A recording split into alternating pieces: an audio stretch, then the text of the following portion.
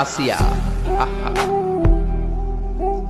আল্লাহর সামনে একবার মাথা নত করেছে, পৃথিবীর কোন শক্তির সামনে মাথা নত করে নাই। আসিয়া এবং ফেরাউনের ফিনান্স মিনিস্টার, অর্থমন্ত্রীর বিবি লুকিয়ে কালিমা পড়েছে, সাইয়েদনা মূসা আলাইহিস সালামের উপর ঈমান এনেছে। ফেরাউন শুনে দুইজনকে ডেকে নিয়ে আসলো। অর্থমন্ত্রীর বউয়ের সাথে দুধের বাচ্চা, বলল দুইজন নাকি ঈমান এনেছো লুকিয়ে লুকিয়ে, এক আল্লাহরে ছাড়ো, আমি ফেরাউনরে সেজদা দাও।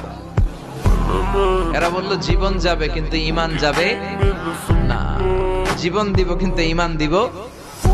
প্রথমে ধরলো অর্থমন্ত্রীর বউকে, তাড়াতাড়ি আমার পায়ে সেজদায় লুটিয়ে পড়ো। সে বলে না, জীবন যাবে ঈমান যাবে না। বললো তাই নাকি, দেখি তোমার ঈমানের কত পাওয়ার। জল্লাদরে বলল কড়াইয়ের ভেতরে আগুন গরম করো, তৈল গরম করো, দুধের বাচ্চাটারে টেনে নিয়ে তেলের মধ্যে ছেড়ে দাও। কল্পনা করতে পারেন? দুধের বাচ্চাকে মায়ের বুক থেকে ছিনিয়ে নিয়ে তেলের মধ্যে ফালাচ্ছে, বাচ্চাটা রোস্ট হয়ে যাচ্ছে, আর বাচ্চাটা বড় মানুষের মতো মাকে বলছে, মা চিন্তার কারণ নাই, এটা উত্তপ্ত তেল নয়, এটা জান্নাতের বাগান। ভয় নাই মা, তুমি চলে আসো, তুমিও লাফিয়ে পড়ো, শাহাদাতের পেয়ালা থেকে মিষ্টি সুধা পান করো। মহিলার ঈমান আরো বেড়ে গেল। সে বলল আমি, জীবন যাবে ঈমান যাবে।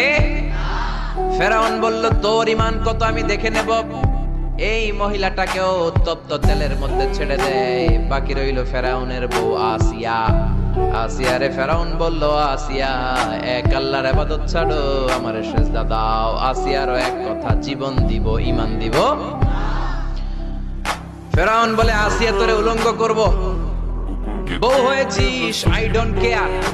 হাজার হাজার মানুষের সামনে নিজের বউকে উলঙ্গ করলো।